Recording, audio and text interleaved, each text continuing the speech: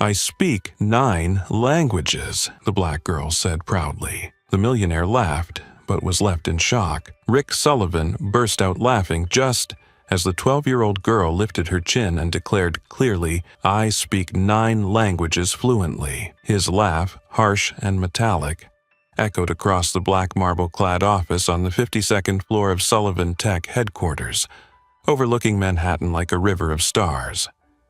Rick tilted his wrist slightly so that his $80,000 Patek Philippe caught the light, a reminder to everyone that he stood above them. The walls were lined with paintings worth more than entire blocks of houses. Beneath his feet, the carpet swallowed footsteps whole. "Send them in," Rick said into the gold-plated intercom. The secretary's voice replied, "Carmen Johnson and her daughter are here to clean." The glass doors slid open. Carmen pushed the supply cart, her dark blue uniform neat and pressed. Beside her was Lucia Johnson, a thin black girl with a worn but spotless school backpack and shoes polished to a shine. Lucia looked around for more than a second, measuring the place where her mother had worked for 8 years but had never been allowed to truly see. Rick circled them like a shark, smelling fear. "Carmen," he sneered, "8 years here, right? What's your education level?" "I finished high school." "Only high school." Rick let out a mocking laugh, his voice cutting. Then, glancing at Lucia, he added with a sly smirk, "And this is the little colored girl learning how to dream big? This isn't the place for people with your skin color to dream, you know." The words seemed casual, but they carried blades hidden in velvet. Carmen lowered her head. She had survived years by making herself small, knowing every brick in this tower absorbed the muffled sighs of workers like her. But today, her daughter stood beside her. Shame didn't flow quietly anymore. It bristled into thorns. Rick fanned out a bundle of yellowed pages. "Let's have some fun. An ancient manuscript I just won at Sotheby's. 5 top translators in the city gave up on it. They called it a linguistic maze.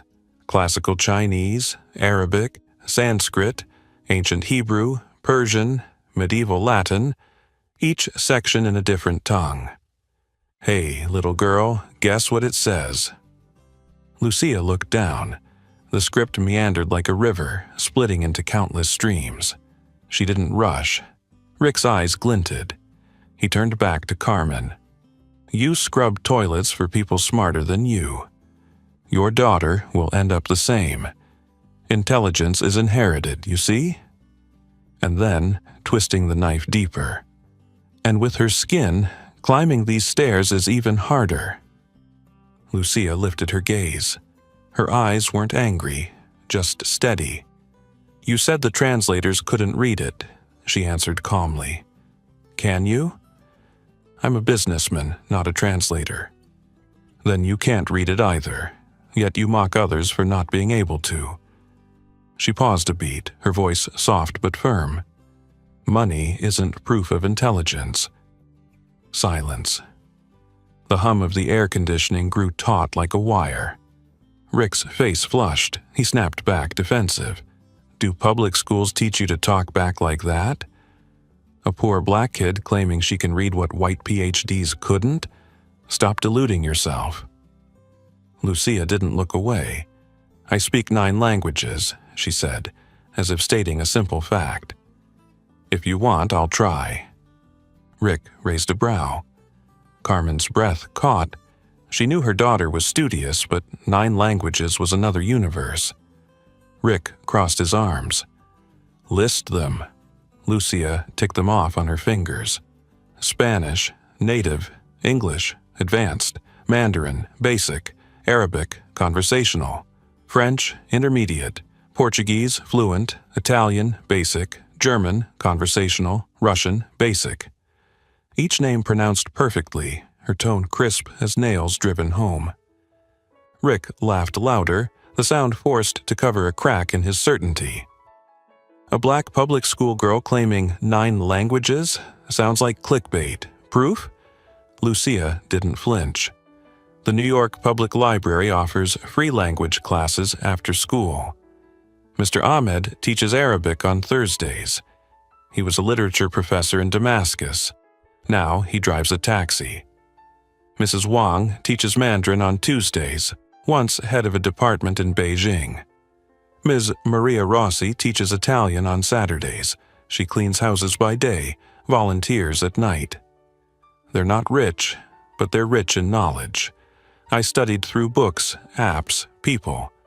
Anyone can learn if given respect and opportunity. Carmen's grip on the cart tightened, then eased. For the first time, she saw her daughter's path not as a shadowed alley, but as a road paved with persistence and community. Rick glanced at the manuscript, his mocking grin faltering, as though someone had tapped a crack in his glass confidence. "Go on, then?" His voice was quieter, chin flicking toward the pages. Lucia drew a deep breath. She laid her warm palms on the brittle paper and began to read. The air shifted. Classical Chinese fell from her lips in sharp, luminous strokes, then ancient Arabic, flowing, melodic, curling like a carpet's pattern. Sanskrit followed, syllables heavy with seed-like weight. Ancient Hebrew, Persian, medieval Latin, each tongue distinct, yet the meaning wove seamlessly like a river coursing through many lands. Rick's jaw dropped, then snapped shut, like a fish lifted from cold water. His office had never witnessed power manifest like this, not the whip of wealth, but the wings of knowledge. Carmen's hand rose to her chest, eyes brimming. Her daughter, the child who once did homework under a flickering bulb, was now speaking to the world from heights Carmen had never dared to imagine. Lucia looked up, her voice still steady. "Shall I translate the meaning for you?" Rick couldn't argue anymore. A single yes slipped out. Not from his ego, but from a part of him long buried. "The manuscript speaks of the nature of wisdom and wealth," Lucia began. "True wisdom isn't found in gilded palaces, but in a humble heart. True wealth isn't counted in money, but in the ability to see dignity in every person. True power doesn't humiliate, it lifts others up." She stopped a moment. The words weren't loud, but they struck exactly where Rick had hidden his mirror all these years. For an instant, he wanted to retort, with jargon, charts, numbers, but suddenly those things shrank to ants scurrying in circles. Before him stood a black girl who spoke 9 languages, read 6 ancient scripts, and didn't flinch at power. And he, a man who had bought what he didn't need just to hear money ring, felt empty.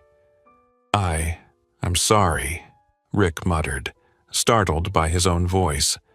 The 3 words fell like lead on marble. Carmen looked up. In 8 years, no one on the 52nd floor had ever said sorry to her. But Lucia only shook her head slightly. Words aren't enough. Actions matter. She met Rick's gaze. "If you truly want to change, I'll set the condition. But that comes after I finish translating." And so, on the 52nd floor of Manhattan, the opening strike of a rich man was overturned by the knowledge of a child. The rules of the game had shifted. The one in control, at least in this room, was no longer the man behind the stone desk, but the girl standing by the manuscript, her hands steady and unshaken. Lucia translated each layer of meaning, unhurried, as if unlocking a chest with 3 locks. "The first layer," she said, "is instruction. Whoever thinks they are above others because of money is the poorest of all, for they've lost the ability to see light in others. Whoever uses power to belittle others is weak, for they need others to shrink just to stand tall." Rick pressed his hand on the edge of the stone desk. His fingers stiffened. The cold surface no longer gave him the safety it once had. A familiar voice in his head urged, "Argue, push back, twist the logic." But here, Logic was no longer something he could buy. It was truth resounding through many tongues. The second layer, Lucia continued, is metaphor. The text uses a river to describe language. Water changes name and color as it flows through each land, yet it remains water. People change skin color, jobs, bank accounts, yet they remain human. Their dignity does not change. She stopped and looked straight at Rick as she said the word dignity. Carmen drew a sharp breath.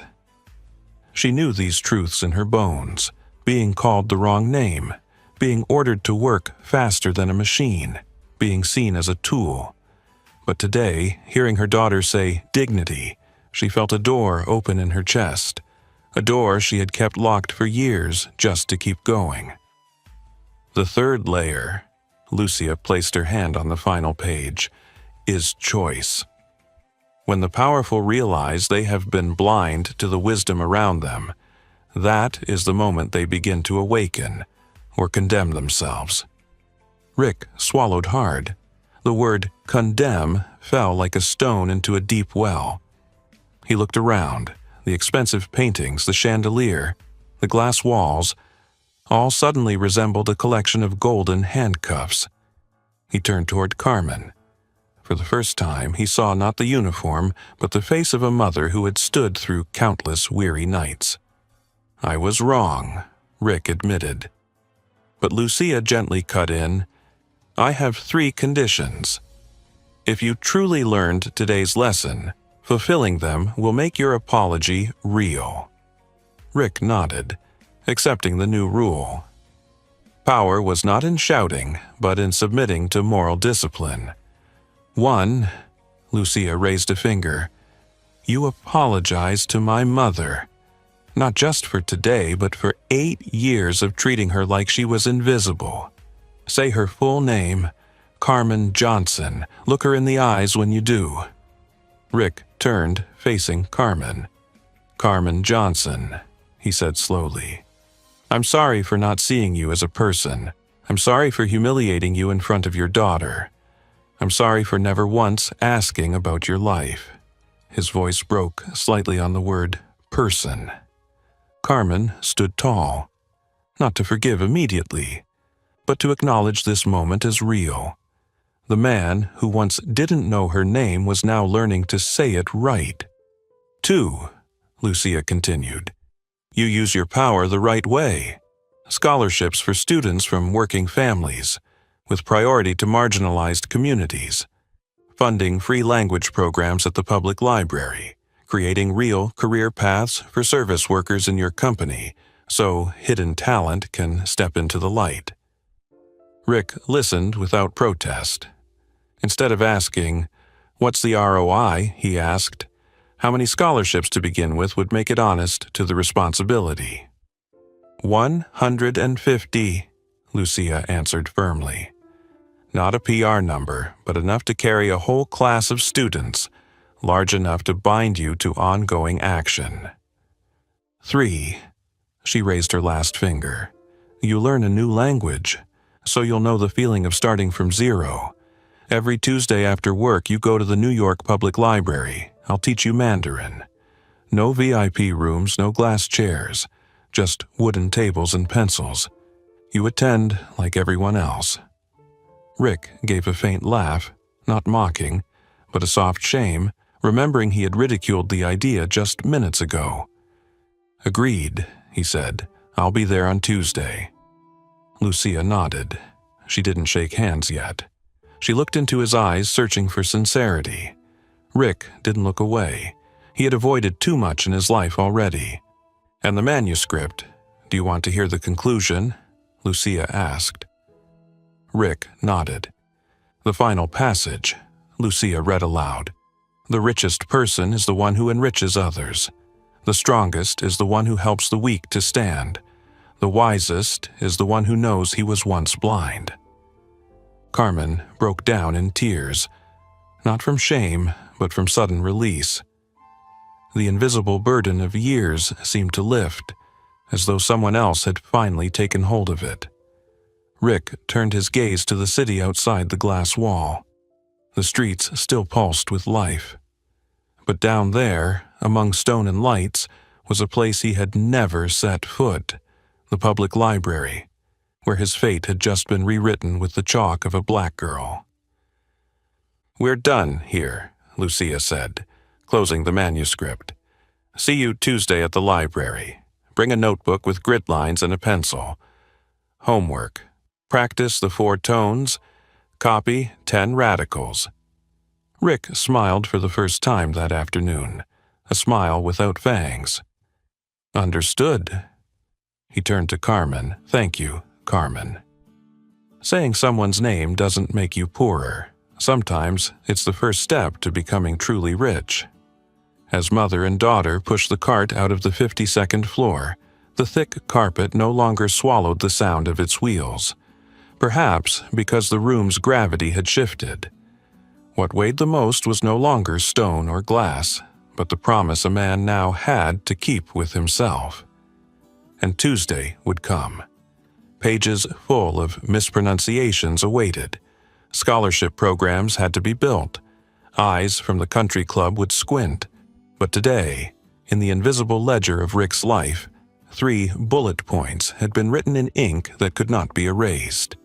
And at the end of the 3rd line was the signature of the youngest teacher he had ever had, Lucia Johnson. The lobby of the New York Public Library smelled of old paper and polished wood. Rick Sullivan stood there with a grid-lined notebook and a pencil he had bought in a rush at the stationery counter. For the first time in years, he had arrived on time without an assistant by his side. His phone rested quietly in his pocket. His eyes drifted over the study tables. An elderly woman teaching her grandson math. A group of high schoolers bent over homework. A few immigrants typing carefully as if afraid the words might slip away.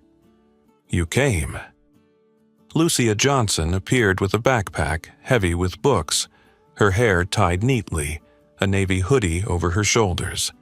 She didn't bow to power, nor did she act smug in front of someone asking to learn. "Class rules," she said. "No VIPs. Phones on silent. Don't interrupt. Mistakes get corrected, not ridiculed." Rick nodded and put away his phone. Lucia opened her own notebook. On the first page were 4 large tone marks, 1 flat line, 1 rising arrow, 1 dip, then rise, 1 falling stroke. "Ma, ma, ma, ma," she read, her voice clear as glass. Rick repeated after her. "Ma," he said clumsily, the sound crashing onto the wooden table.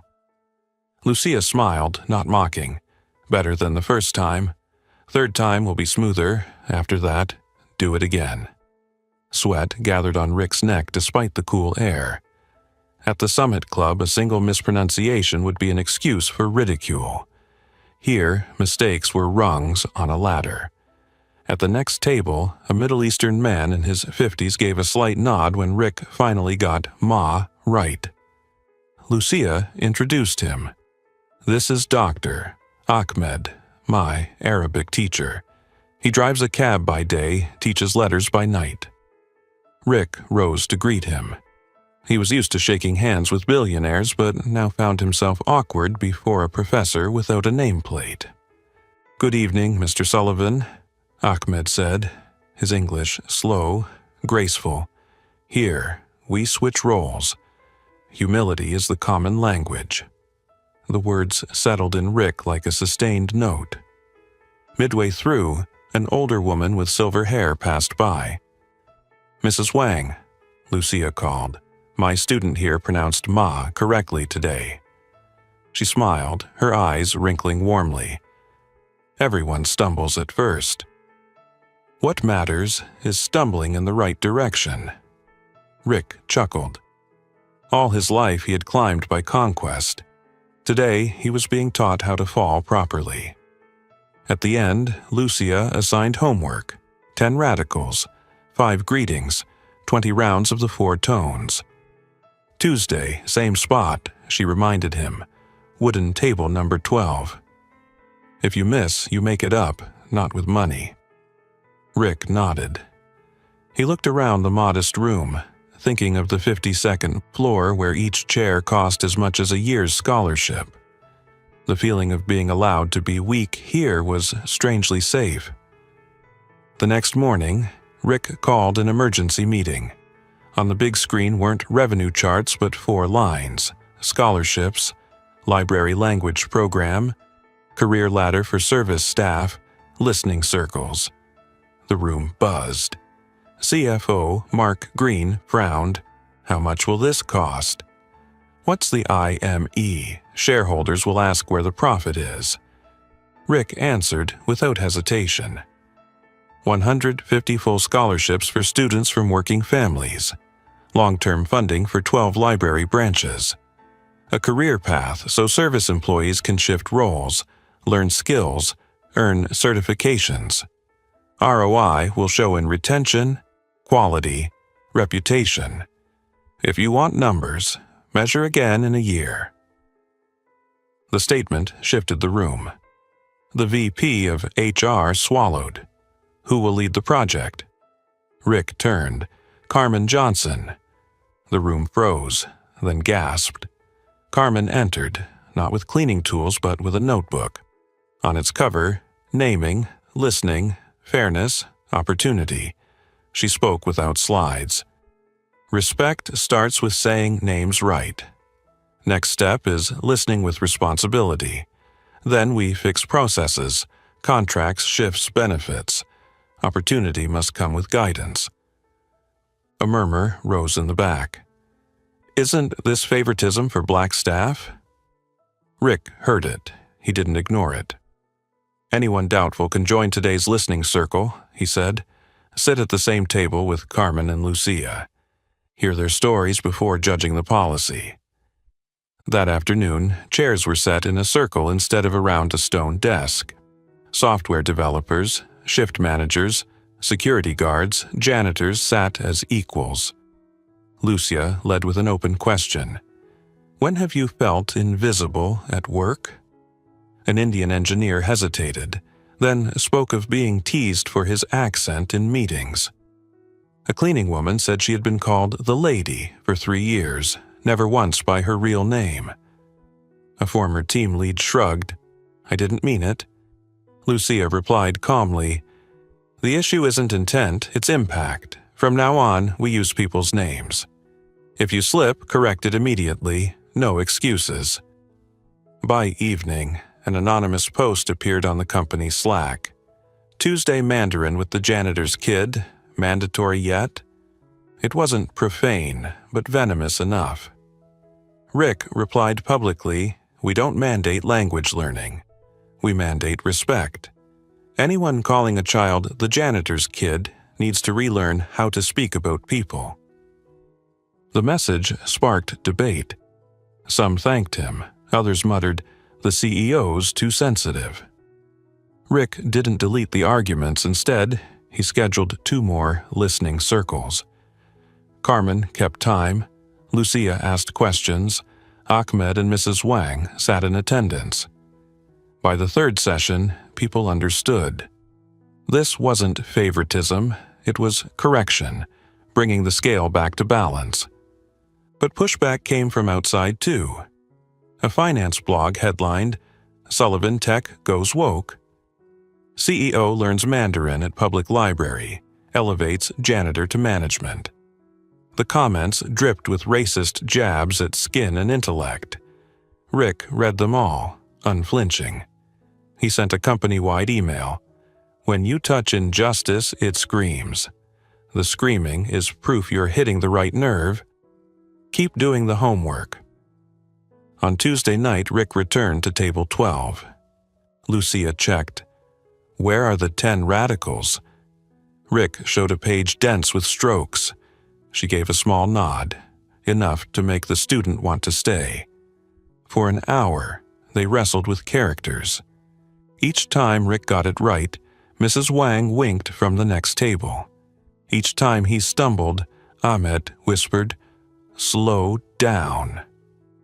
At the end, Lucia instructed, next week read a short classical Chinese passage, no transliteration. You'll stumble and get back up many times, that's normal. Rick smiled. Turns out, success has tones too. I've been pronouncing it wrong for years. Lucia, slung on her backpack, tapped Rick's notebook lightly. Tomorrow at the company, there'll still be hard sounds. But if you read one sound right at a time, eventually it becomes a sentence. Night fell over Manhattan. The 52nd floor still glowed, but now, for Rick, the library's lights felt warmer. He realized power isn't lost when you learn to say sorry. It only shifts, away from mocking laughter toward the nods of those who had never been invited to the table. Friday noon at the Summit Club, dark wood paneling, thick velvet drapes, Bordeaux glasses glowing under amber light. Bradley Carter, hedge fund, Sebastian Price, pharmaceuticals, Ethan Cole, telecom, sat around the table, their eyes trained to measure people by stock prices. Rick, Bradley lifted his glass, I hear you're bringing social justice into your company, taking Mandarin classes at the public library, and promoting a black janitor to director? Each word snapped open like the lid of a box releasing prejudice. Rick set his glass down. Her name is Carmen Johnson. She leads our people development program, designing real career pathways, and I'm learning Mandarin from my 12-year-old teacher, Lucia Johnson. Sebastian scoffed. Is this PR? Or are you prepping to sell out to Chinese investors? Ethan added, Don't kid yourself. Talent isn't found in basements. Rick didn't flush. 6 weeks ago, he would have laughed along. Today, he spoke steadily. Doctor. Ahmed was once a professor of Arabic literature. Mrs. Wang once chaired a department in Beijing. They teach in libraries because of borders and wars, not because they're lesser. It took me 51 years to see that. Bradley set his glass down with a sharp clink. You're weakening our position. These woke stunts make shareholders uneasy. Rick smiled, without fangs. If shareholders oppose respect and investing in people, maybe Sullivan Tech is no longer the right fit for them. Choose your side, Sebastian said. 1 week, adjust, or you're out of this circle. Rick stood, not mocking. I'll leave right now. You can keep your circle. I have a new one, the library, the classroom, the scholarships. He walked away. Behind him, someone muttered, lunatic, a stone dropping onto carpet with no echo. Monday, quarterly shareholders meeting. Reports and charts filled the room. Mark Green presented conservative forecasts. A shareholder asked, We hear costs are rising from scholarships and libraries. What about margins? Rick didn't dodge. Yes, costs rose. But turnover rates dropped. Productivity stabilized. Workplace accidents at 2 satellite plants fell 30% after retraining and schedule adjustments. And the applicant pool has doubled because of our reputation. Another shareholder frowned. That's correlation, not causation. Rick nodded, agreed. So, let's test it. 2 units replicate the model, 2 remain unchanged, 6 months of data, I'm betting on people. Mid-session, an aide whispered to Rick. Problem in the lobby. He excused himself. The Lucia Johnson scholarship poster had been defaced with black marker. A crude drawing beside the scrawl, Stay in your lane. No slurs, but the target was clear. Skin color and her mother's work. Security was flustered. Employees murmured. Carmen stood firm, pale but chin high. Lucia arrived seconds later, stopped, stared at the words. She didn't cry. She raised her phone, snapped a photo, then turned to the gathered crowd. We do 2 things. 1, erase it. Filth doesn't get to linger on a wall of opportunity. 2, we don't erase in silence. Rick nodded. He called janitorial staff with cleaning solution and set a portable speaker down. Everyone, he said, his voice steady. "Here we call people by name and we fix what's wrong. This attack is against Carmen Johnson, against Lucia Johnson, and against anyone who believes education is a right. We don't retaliate, but there are consequences. Camera review, suspension of those responsible, mandatory bias training, and a public apology, if the harmed accept it." A mid-level manager, tense-faced, stepped forward. I did it," he blurted. "I was angry because the company's changing too fast. I didn't mean to insult her skin." Carmen looked at him, not shouting. "Lack of intent doesn't erase impact. I hear your fear of losing ground, but your ground doesn't come from pushing me down." Rick suspended him 3 weeks without pay, required 3 listening sessions, a public apology, and reinstatement only if Carmen and Lucia confirmed they'd heard sincerity. The man nodded, eyes wet. I'm sorry," he said, looking directly at Carmen for the first time. Carmen gave a small nod. "I hear you." The graffiti was scrubbed away on the spot. Rick ordered not to reprint a clean poster yet. Instead, frame the cleaned one with a caption, "Defaced, restored, stains remain to remember." Lucia added, "And list the names of those who scrubbed it. Janitorial crew, front desk staff, and the one who confessed." Heads nodded. Community justice doesn't erase the wrongdoer. It places them in the process. Rick returned upstairs. "Apologies for the pause," he told the shareholders. "A lesson just played out downstairs. It didn't break our business model. It built our trust model." One senior shareholder, silver-haired and cold until now, spoke slowly. "I despise hollow PR, but if you're building a workplace where janitors and engineers resolve crises together, I'll keep my stake for another 3 years." Evening. Rick returned to the library. Lucia opened a new lesson, a short classical Chinese passage. Rick stumbled, tried again, then read it right. "Good," Lucia smiled. "Tomorrow's the first round scholarship interviews. Do you want to sit with the panel?" "Not to grade, just to listen." Rick nodded. "I've spoken too much of my life. Now it's time to hear others' lives." That night, he walked through the 52nd floor. On the walls where million-dollar paintings once hung, now were photos. Ahmed by a chalkboard of Arabic script. Mrs. Wang smiling behind a stack of books. A young Latinx girl clutching her scholarship letter. Carmen at a roundtable meeting. Rick dimmed the lights. The atmosphere softened. Downstairs, the faint stain left on the scholarship poster, deliberately not scrubbed away, reminded him that this work would always leave marks. And perhaps keeping a scar to remember was the most necessary thing to prevent returning to days when he thought he stood above others.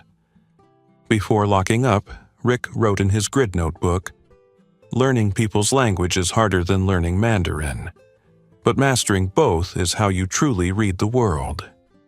He closed it. Tomorrow, the voices of scholarship applicants would pour into the room like fresh wind.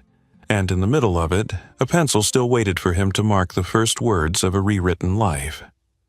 A temporary interview room was set up in the 6th-floor hall. Folding chairs, plain white tablecloths, paper water cups, handwritten name tags. Carmen Johnson served as coordinator. Beside her sat a blind review panel. 2 young managers, a veteran engineer, Dr. Ahmed, Mrs. Wang, and Lucia, the youngest of all, yet seated at the center of the table. Rick Sullivan only listened, a sheet of paper in front of him with 4 words written by Lucia, "Do not interrupt." The first candidate, Amaya Rivera, Queens, brought a bundle of bilingual poems. "I wrote them while waiting for my mom to finish her shift," she said, fingers nervously touching a cheap necklace. Lucia asked, "When do you feel invisible?" Amaya recalled when a teacher told her, "Your accent is cute," then gave her low marks for having kitchen grammar. Dr. Ahmed asked to read one short poem. The entire panel fell silent. Rick sat still, realizing talent flowed right in front of him, without golden frames. The second candidate, Jamal Carter, Brownsville, carried a robot built from scrap. "I love the subway," Jamal said, eyes glowing. "I want to study rail engineering." When Lucia asked about failure, Jamal grinned. "I once applied for an unpaid internship." They asked me, "That hoodie, is that the dress code?" I went home, coded a Python simulation of the brake system, sent it back. Next time, they invited me. The third candidate, Noah Higgins, Staten Island, white, with neatly written notes. His father had died in the opioid crisis. "I work at the ferry terminal," he said. "I'm not good at speeches, but I show up on time." Lucia nodded, marking discipline and perseverance. The scholarship wasn't only for one skin color. It sought potential too often overlooked. Midday, a blonde girl entered, Chloe Green, accompanied by her mother. Her resume sparkled: private school, Model UN, European summer camps. Outside the door, CFO Mark Green texted an aide, "Mark this one." Carmen caught the signal but didn't change procedure. Lucia handed out blind review packets, names and zip codes hidden, only essays and proof of effort left visible. Chloe spoke fluently, but when Lucia asked, "When have you felt invisible?" she faltered. "I never thought about that." Grades were perfect, experiences polished, but depth was thin. Her score fell short. During the break, Mark stepped in, voice low. "You're rejecting talent because of bias?" Carmen kept her tone flat. "We're blind reviewing. If she's strong, her file will stand on its own." Mark bristled, but after the listening circle's days earlier, he held back. As he turned away, Lucia slid a slip of paper onto the table. "Everyone wants a side door, but fairness is a straight line, not a shortcut." Mark read it, pocketed it, said nothing. 2 days, 327 applications, 220 interviews, distilled into 150 awards. The final list was multicolored: Black, Latinx, Asian, working class white, children of mechanics, nurses, drivers, migrant farmhands. Lucia proposed one binding condition. Each scholarship came with 10 hours per month of give back at the library or in mentoring programs, multiplication by design. The award ceremony was held in the company's auditorium. No giant LED backdrop, just a wooden stage, black curtain, a row of plain microphones. At the entrance, a security guard accidentally told a father in work clothes, "Side doors over there." Carmen appeared just in time. "There's no side door here. Please come through the main hall." The man froze, then smiled in gratitude. Press attended. A reporter asked Rick, "Is this affirmative action 2.0? Rick started to reply but looked to Lucia. She stepped forward. "Equality is giving everyone shoes. Equity is making sure they fit. This scholarship measures the foot first. We review blind, we look for effort, discipline, curiosity, then provide support that matches. No one is chosen for skin color. Everyone is chosen for potential poverty and prejudice usually bury." The room murmured with approval.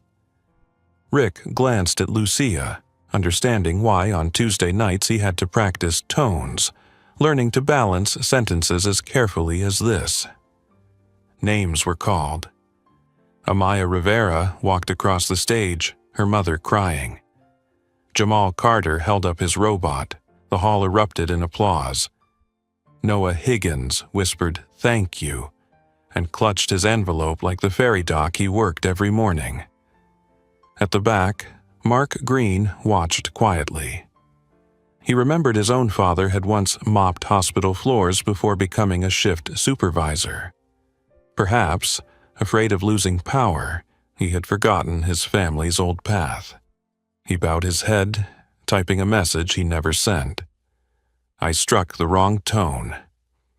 Afterward, a TV station requested an interview. A reporter asked Lucia, "You're only 12. Why teach a CEO?"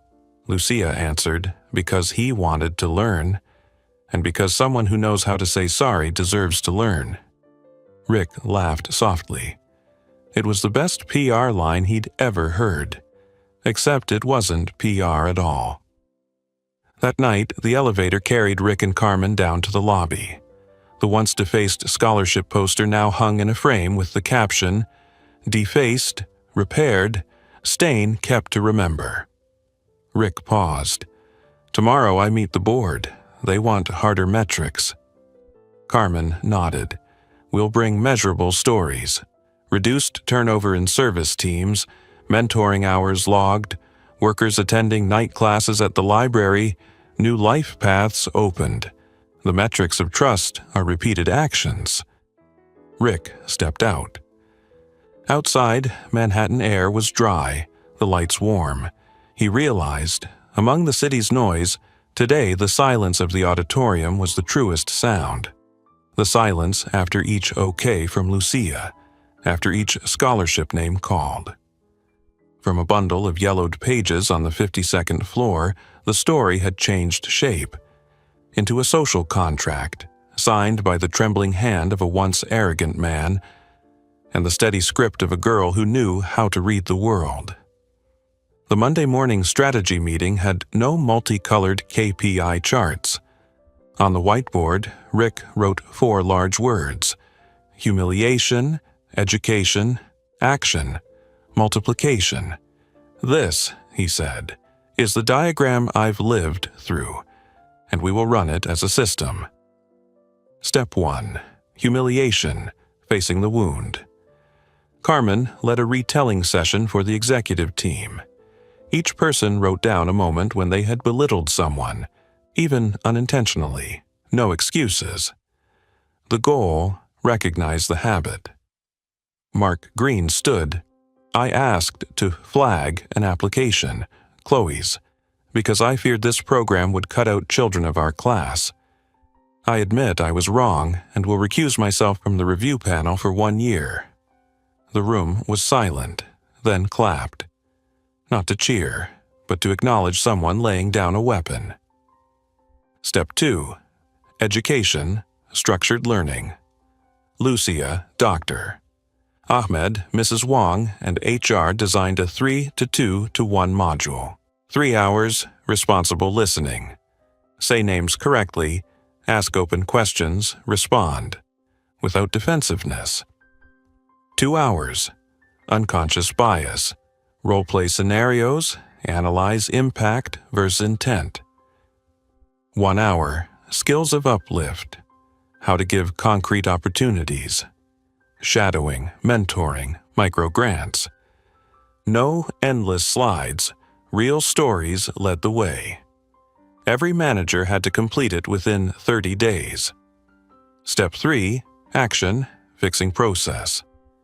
2 units piloted, 2 stayed as control, as Rick had promised shareholders. In the pilot, Carmen's team redrew the career path for custodial staff. From cleaner, team lead, facility coordinator, safety and operations associate, linked with night classes at the library, basic IT, communication, English, Mandarin, Arabic. Timesheets changed. Study hours logged as development, not lost productivity. Step 4. Multiplication, scaling out. Each employee in the program would mentor 1 scholarship student. Mandatory 1 hour per week. 1 hour times 300 people times 52 weeks equals 15,600 hours, Rick underlined. That's a parallel school. Results, month 2. Pilot units showed 29% fewer cleaning errors, 35% fewer safety violations, and a 12-point jump in internal NPS. Control units showed no change. CFO, Mark, presented himself. I measured it. This isn't PR. Numbers don't lie when measured right. Beyond the company, the library network multiplied. The 12 original branches launched community language hours. Tuesday nights Mandarin. Mrs. Wang trained 6 assistants. Thursday nights Arabic. Ahmed trained 4 former Syrian students. Weekends, a Reading Ancient Texts club coordinated by Lucia, now 13, alongside a volunteer linguistics PhD. Maria Rossi built an Italian-Spanish conversation group for parents, pairing mothers and children to learn together. The seed of family learning took root. Resistance still came. A late-night talk show blared, "Are scholarships favoring minorities leaving middle-class kids behind?" They brought a pundit with cherry-picked numbers. Rick didn't go on air. Instead, the company hosted a public town hall at the library. Scholarship students shared journeys, parents explained shift work, managers outlined new processes.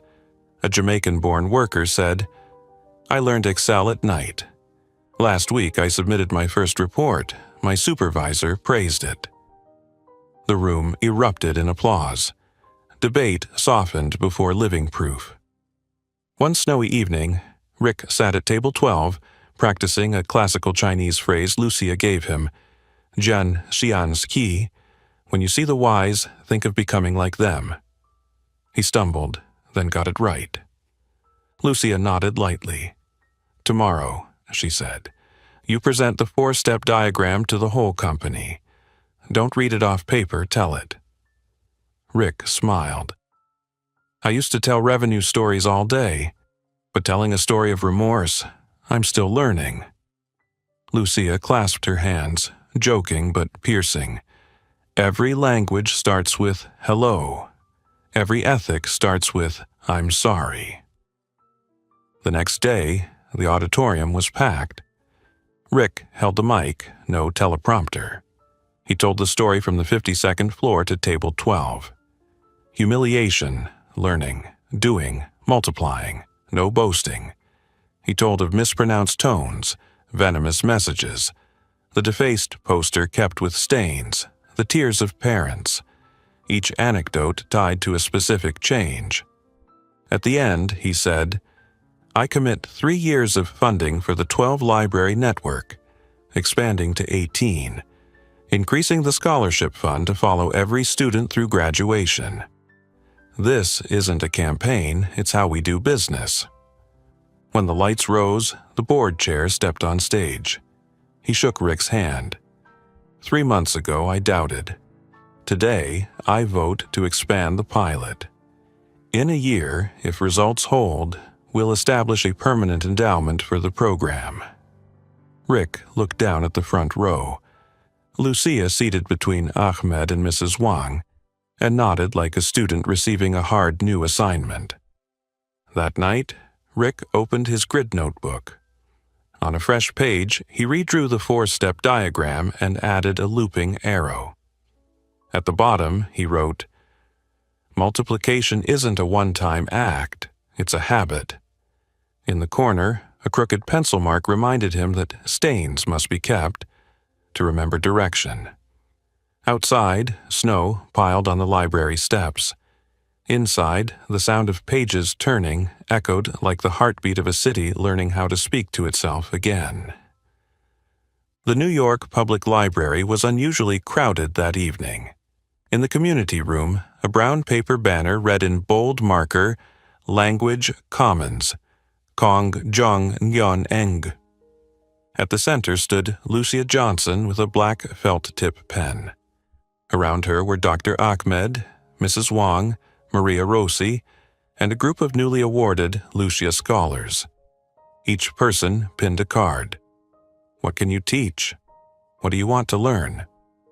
The lines of handwriting tangled into a living map of study. Jamal signed up to teach basic circuits to neighborhood kids. Amaya planned Friday bilingual poetry nights. Noah offered to monitor ferry schedules and teach Excel to parents. Maria suggested weekend mother-child Italian-Spanish classes. Carmen walked the room, calling each person by name. From being the janitor once upon a time, she had become a cultural architect. At wooden table 12, Rick Sullivan scribbled radicals. Practicing tones, he confused ma with ma, drawing warm laughter from the group. Mrs. Wang nodded. We laughed to learn, not to humiliate. Every laugh tonight seemed to restore something the 52nd floor had once stripped away, the safety to be wrong. Meanwhile, the City Ledger published an op-ed. Don't turn a black child into a PR prop. Does Lucia really speak 9 languages? Underneath, anonymous accounts shouted, "Prove it before real scholars." No slurs, but the tone was familiar. Velvet skepticism. Phones buzzed across the room. Dr. Ahmed frowned. "They want a circus," Mrs. Wang murmured. "The library is not a circus." Rick glanced at Lucia. She put her phone down, not snapping back. "If they want academic discussion, we set conditions," she said. "No live broadcast. No edits. Agreement on purpose. Testing method, not exposing a person. And a commitment. Each scholar must sign a letter supporting the library." Dr. Ahmed nodded. "We'll invite colleagues from Columbia, NYU, Right Field, Right Protocol," Mrs. Wang added. "And Lucia won't perform alone. This is comparative study. There must be co-readers, co-translators." The next morning, the library director received a discreet letter. Some old donors warning to reconsider lending space for a political show. Polite words, heavy weight. The same day, the Summit Club leaked a rumor. Sullivan using a child to polish his image. Rick read it all, said nothing. He brought the letter into the library boardroom, laying it beside the handwritten venue request Lucia had submitted. The director sighed. "Our budget depends, but justice also needs money." Carmen said, "The community will raise funds."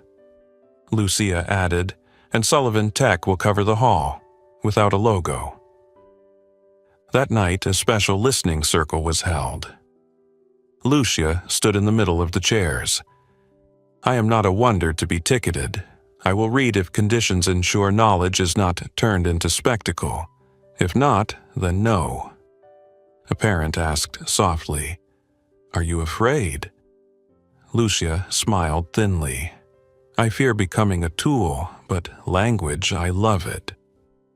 Dr. Ahmed scheduled an internal colloquium, inviting 3 scholars, Professor Klein, Ancient Hebrew, Columbia, Dr. Farah, Classical Arabic, NYU, Associate Professor Romano, Medieval Latin, Fordham. They accepted, for the subject and for the library. Conditions: closed to press, only an academic record published later, approved by all 3. The City Ledger refused. Live stream or nothing. Mrs. Wang chuckled. "Nothing, then." Late one night, Lucia and Carmen walked home. A strange car slowed, window rolled down, a sneer tossed out. "If you're so smart, stay smart in your own house." Then it sped off. Carmen squeezed her daughter's hand. Lucia didn't chase the taillights. From her backpack, she pulled a stiff card she had written, "Never turn knowledge into a circus. Read to lift others." Carmen looked at the words, her eyes softening. "If you change your mind tomorrow, I'll still be proud." Lucia shook her head. "I set the conditions." They agreed that's enough. The colloquium was set. Saturday, 10 a.m., Hall C of the library. Outside, a protest group registered to gather, demanding transparency. The library coordinated with police to maintain order. Rick stood outside in quiet sponsorship, without speaking. He signed a commitment to cover all security, materials, and ASL interpretation. "This is the House of Language," he told the director. "The doors must stay open." The night before, Lucia sat alone at table 12. She opened the manuscript, not to memorize, but to revisit the river she had crossed. In the margin she wrote, "The real test isn't proving I'm good enough. It's proving this way of learning is open enough for anyone to walk." She folded it shut, turned off the lamp. From the tall window, Manhattan exhaled. Down on the street, wind tapped gently against the signs. Above, morning was already slipping through the edge of the curtain, bringing both the glare of suspicion and the glow of love. Lucia was ready. Not to defeat anyone, but to keep her promise. To read in order to lift. The library opened early. The hallway leading to Hall C carried simple posters. "Language is a bridge. Say each other's names right." Outside, protesters held signs. "Live or it's fake." Inside, 3 scholars quietly examined copies of the manuscript. Faded brown ink, edges frayed like the edges of memory. 10:02. Lucia stepped forward without a microphone, dressed in a white shirt, black pants, sneakers. "I begin with thanks to Dr. Ahmed, to Mrs. Wang, to Maria, to the librarians who opened the rare books cabinet, and to my mother who taught me patience." She invited Professor Klein, Dr. Farah, and Associate Professor Romano to sit at a round table on stage. Today is not a performance but a co-reading. Section 1. Classical Chinese. Lucia read 4 lines. Mrs. Wang read alongside her, explaining rhythm and allusions. Lucia laid out 2 possible interpretations. Professor Klein nodded, noting, "The girl distinguishes well between classical and vernacular Chinese, without confusing the references." Section 2. Classical Arabic. Lucia read, Dr. Ahmed followed, explaining stress and morphology. Dr. Farah asked about textual variants. Lucia pointed to a faint ink mark like an editorial sign. Section 3. Sanskrit. Lucia stumbled half a beat, then found the right Sandy. Professor Romano smiled, tapping his pen. "Correct." She continued through ancient Hebrew, Persian, medieval Latin. Each section read in tandem, explained, then rendered into English and Spanish. At the back, Rick was no longer short of breath. He forgot the time. In the corner, Carmen sat straight, wiping tears with the back of her hand. Not from hurt, but from pure admiration. During Q&A, a man at the back stood without waiting for the mic. "Why must we listen to a child? This is parrot skill. Let adults do adult work." The room fell silent. Lucia didn't flush. She spoke clearly. "I'm not asking for adults' jobs. I am learning from adults and inviting them to learn again from a child's curiosity. If it were parroting, I could not answer about variants and etymology. And if children must wait until we're old enough to be heard, most of us will never be heard." A blogger raised his phone. "Why not live? Afraid?" Dr. Ahmed took the mic. "Scholarship is understanding before reporting. The record will be published with signatures of the 3 scholars. No edits needed?" The scholars nodded. The blogger lowered his phone and sat. Lucia closed the manuscript and turned to part 2. If today there is something more important than reading texts correctly, it is reading society correctly. The screen behind her displayed Rick's 4 arrows: humiliation, education, action, multiplication. "From a marble room where humiliation once happened," she said, "we came to the wooden tables of the library to learn. From apology came action, scholarships, career paths, mentoring hours, and now multiplication." Lucia invited Rick on stage. He walked slowly, tireless. "Today," Rick said, "I sign into being the Lucia Johnson Foundation for Human Dignity with $500 million US. entrusted to an independent board of librarians, community members, scholars, frontline staff. Carmen Johnson as executive director, Dr. Ahmed to lead languages, Mrs. Wang to guide pedagogy, Maria Rossi to connect families. No corporate logos in classrooms, only students' names. A stir in the guest seats. Bradley Carter, an old Summit Club friend, shot up, "$500 million? You've lost your mind." Rick didn't counter with words. He produced the charter. The fund not owned by Sullivan Tech. Clauses locked. Priorities. Frontline scholarships, community languages, service worker career ladders. The company's board chair stepped forward. "The board has approved this as a personal commitment. The firm is not paying." Bradley fell silent, sinking back. Lucia showed no triumph. She returned to her last condition. A foundation won't live unless tied to an open ecosystem. I invite the 3 universities here to sign an MOU. Community credit for library classes. Professors crossing campus gates, library as an open campus. The 3 scholars exchanged glances, then nodded. They signed on stage, blue ink spreading like a new river. Then a man rose in back. "I'm the father of Chloe Green, the girl who didn't win a scholarship. I was angry, but today I understand. Fairness is not a side door, it's a straight road. My child has resources. Many here have never had a chance. I volunteer 2 hours a week mentoring." Beside him, Mark Green, the CFO, Chloe's father, spoke hoarsely. "And I apologize. I once wanted the side door. Now I ask to open the door." The hall rose to its feet. No fireworks, no dramatic music. Just the sound of shoes brushing the wooden floor as people from different walks moved closer. The colloquium ended with a flash class. Lucia invited Bradley Carter up to try 1 minute of Mandarin. "Ni hao." Bradley mispronounced it. The room laughed softly. Lucia didn't mock, she corrected gently. "Ni hao. Push the breath." Bradley tried again, right this time. Applause rippled.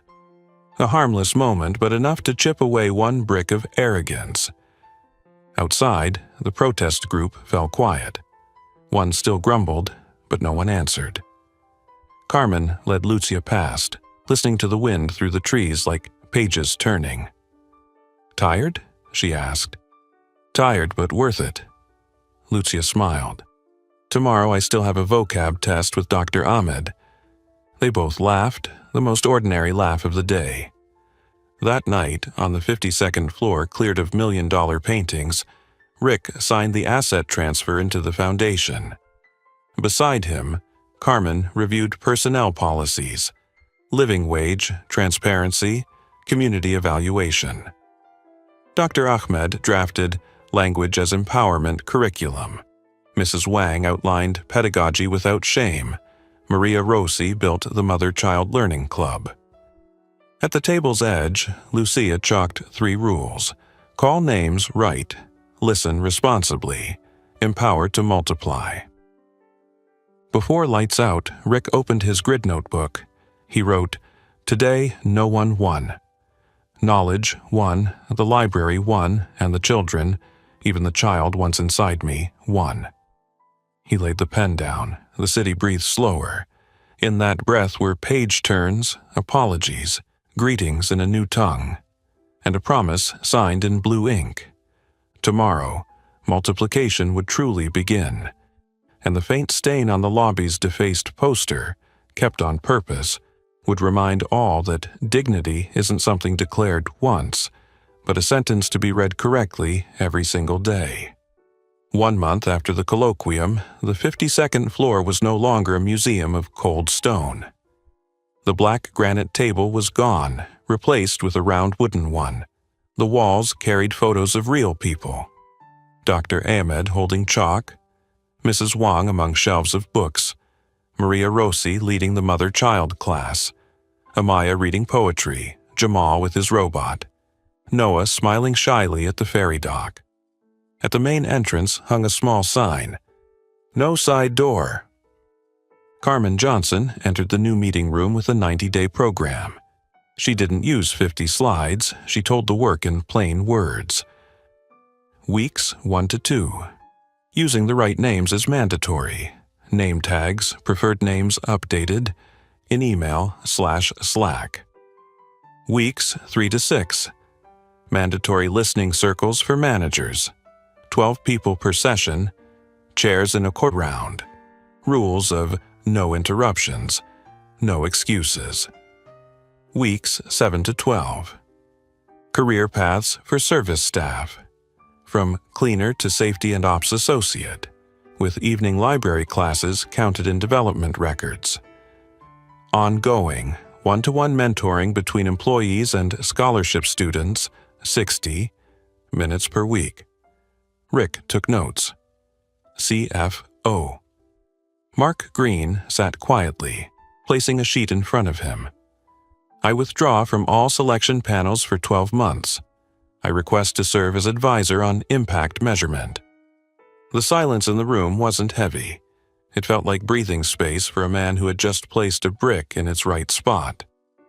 To keep the new culture from becoming slogans, Lucia proposed the 3-sentence rule, a mini code of conduct posted in every meeting room. 1. Say the right name. My name is, I like to be called. 2. Listen responsibly. I hear you said. Here's how it affects me, my team. 3. Empower to multiply. What I can do this week is, I need to join me. In a technical meeting, a manager carelessly blurted, "Speak proper English." The room froze. According to the rule, an Indian engineer calmly replied, 1. My name is Anil, pronounced Anin. 2. I heard you say proper English. It made me feel lowered, even though I'm doing my job right. 3. This week, I'll host a session on clear PR writing. I hope you'll try this checklist. No shouting. Behavior corrected behavior. At the ground floor lobby, a new guard slipped into calling Carmen the cleaning lady. Carmen didn't scold. 1. I am Carmen Johnson. 2. I heard you say cleaning lady. It hurt because that's how people called me for 8 years, like I was an object. 3. This week, I'll lead an orientation for security on Say the Right Name. I invite you to join front row. The guard blushed, nodded. The next week, he himself shared a story about misnaming patients in a hospital and the consequences. Lucia expanded language commons. Every Tuesday at the library, beyond Mandarin class, there was now a work chat room, a corner where service employees practiced sample emails with student tutors. On the whiteboard, write to respect the reader. Amaya ran poetry nights. Jamal opened a circuit lab. Noah taught Excel to parents. Maria organized weekend mother-child classes. Multiplication was taking shape. Racism didn't vanish just because of a 3-sentence rule. One morning, a group of black mothers arrived for the mother-child class and a rideshare driver sneered, "Are you sure you're on the right floor?" implying they'd wandered into a rich space. Lucia didn't yell. She invited him in for 5 minutes. Maria Rossi had him hand out vocabulary cards. One mom said, "Thank you for helping." As he left, Lucia handed him the 3-sentence sheet. He read it, sighed. Old habit. I'll help next week. The company's recruiter retrained the driver team that week. Repeated corrections became habits. Meanwhile, Rick faced bullets from the market. A major retail client hesitated to renew, citing, "Our CEO is busy with social activism." Rick's team arrived, no glossy PR slides. They presented data, error rates down, incident response faster due to the listen and fix process, NPS up, recruitment costs lower thanks to retention. Rick said, "We invest in trust because it produces productivity. If you want a supplier chasing short-term cheapness, we're not a fit. If you want a partner resilient against hidden workforce crises, we are. They renewed, not out of pity, out of logic. The roundtable policy was enforced. Every meeting in circle seating, no podium. Each ended with 3 written commitments, per the rule. Some scoffed at first. 3 weeks later, meeting time dropped 18%. Unresolved tasks down 25%. Mark Green chuckled. When we call things by their right names, work moves faster. Another incident. A meme leaked on Slack. An edited picture mocking Lucia with the caption, "Prodigy for hire by the hour." Not obscene, but toxic. IT traced it to an intern. Under the new code, discipline came with repair. 2 weeks unpaid suspension. 3 listening circles. A 1,000-word reflection on microaggression impact. Co-authoring with Lucia a guide, How to Joke Without Wounding. And a public apology. The intern agreed, voice shaking at the mic. "I thought it was just a joke. I didn't understand the hurt. I'm sorry." The guide became onboarding material. At the New Jersey satellite plant, the rule was translated into Spanish and Portuguese. There, a Latina worker suggested name pronunciation tags, cards with phonetic spelling. 3 weeks later, mispronunciations dropped sharply. Survey scores of "I feel seen" rose. Carmen said, "Saying the right name doesn't waste time. Saying it wrong costs time to fix." By the 3rd month, Rick replaced the CEO office sign with a small wooden plaque. Round table room. Below, it was a faint pencil mark, cut from the once defaced poster intentionally left. Visitors asked, Rick explained, "We keep the stain to remember that correction is never done. No lofty philosophy, just a habit." At a town hall, a young female engineer stood. "I quit my old job because of racial jokes. Here, for the first time, I see a simple rule that takes the sting out. Thank you for the 3-sentence rule." Applause followed, not thunderous but steady. At day's end, Rick sat again at table 12. Lucia handed him a page of 10 new classical Chinese lines. He stumbled, stood up again. Mrs. Wang noted, tone 2 lengthen. Ahmed teased, "Every mistake is a rung." Rick wrote in his notebook, "Reading people right is as hard as reading tones right. But with practice, it becomes natural." Carmen watched through the glass and nodded softly. Culture doesn't sprout from speeches. It heals gradually from small habits. 3 words close this chapter. Name, listen, empower. Turns out, those are also the 3 basic tones needed to read a company correctly. 1 year after the public co-reading at the library, the Lucia Johnson Foundation for Human Dignity released its first report. The numbers were not flashy, but they carried weight. 18 libraries in the network, up from 12, across New York City, Newark, Philadelphia, Baltimore. 2,300 regular learners, 61% service workers, 27% parents, 12% students. 310 scholarships, up from 150, with 88% maintaining high GPA, 100% fulfilling the 10 hours per month give back. At Sullivan Tech, service staff turnover down 38%, safety incidents down 41% internal. NPS plus 15 points, walk-in applicants doubled. Rick stood backstage at the New York Public Library's Central Auditorium, adjusting his mic. On stage was the first graduation ceremony of the Service to Operations Career Pathway. 23 employees, once holding MOPS, received Safety and Operations Associate certificates. A Dominican father choked up. "For the first time, my daughter saw my name on a diploma." The hall rose to its feet. Carmen handed out the certificates, pronouncing each name with care. Every name was a rung on the ladder. On the side, Mark Green and his daughter Chloe attended the mentoring session. Chloe, who hadn't won a scholarship the year before, was now mentoring 2 Bronx students, teaching presentation and planning. "I learn more when I teach," she said to Lucia with an easy smile. Lucia grinned back. Teaching is the fastest way to learn. At the back row sat Bradley Carter, old friend from the Summit Club, without cameras. He passed Rick a small card. "I want to anonymously fund $1 million for the Reed Society Wright Program in Baltimore.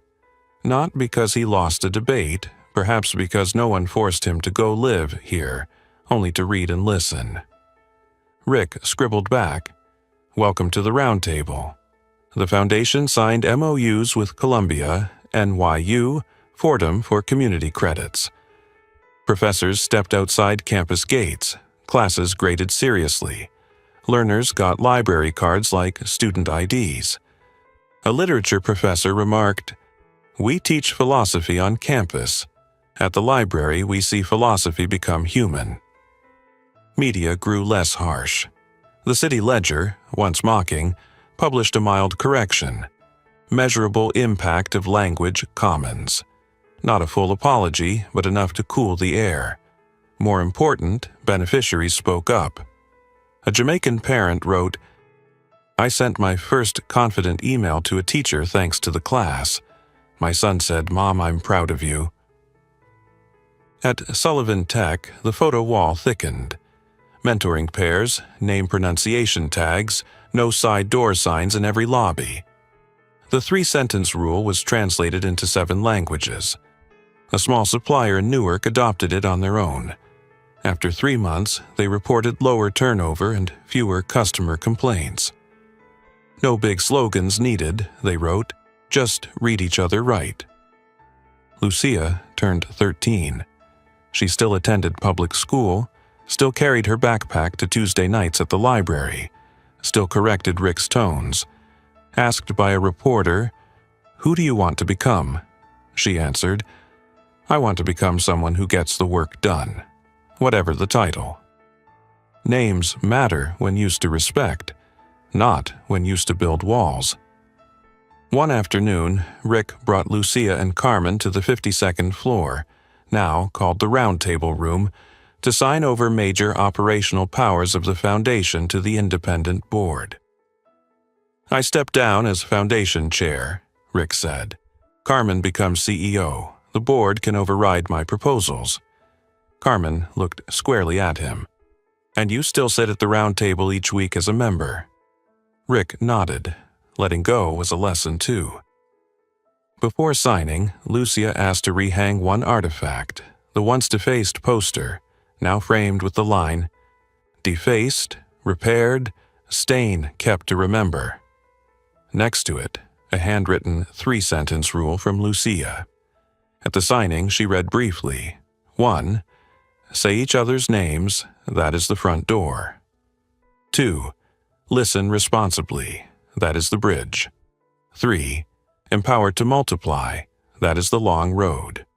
Whoever walks these 3 points will reach one another. That night, the auditorium filled for the first scholarship graduation. No fireworks, only warm yellow light. Rick gave a short speech. Lucia had made him cut it down. "I once misread the tones of life. I thought wealth meant right, power meant wise. A black girl in a library taught me that reading people right is the beginning of all wisdom. Thank you to my teachers, Carmen, Lucia, Ahmed, Wang, Maria, and to the mistakes that forced me to relearn." After the program, a group of scholars pulled Lucia aside. "We want to bring language commons to Detroit." Lucia didn't promise loosely.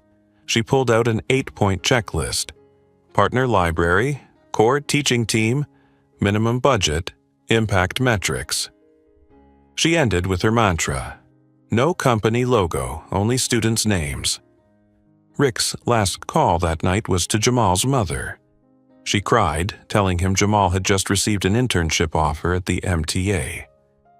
"Nothing certain yet," Rick smiled, "but the road is open." He hung up, looked through the library window at table 12 across the street, where Carmen was grading listening modules and Lucia was correcting a newcomer's tone on Ma. Table 12 didn't belong to him, it belonged to anyone willing to sit and learn. Late at night, Rick opened his grid notebook. On the final page of the year, he wrote 3 lines. "Bullet wealth is making others rich. Strength is lifting the weak to stand. Wisdom is knowing you were once blind and keeping the stain to remember." He closed the notebook. Manhattan quieted, wind pushing clouds across the moon. In the library hall, staff cleared chairs, wiped the floor. A young worker paused at the framed poster, defaced, repaired, stain kept to remember, snapped a photo, and sent it to his mother with the message, "I'm called by my real name at work." Tomorrow, multiplication would continue. 1 hour of mentoring, 1 clearer email, 1 properly pronounced hello, 1 decision not to slip through a side door.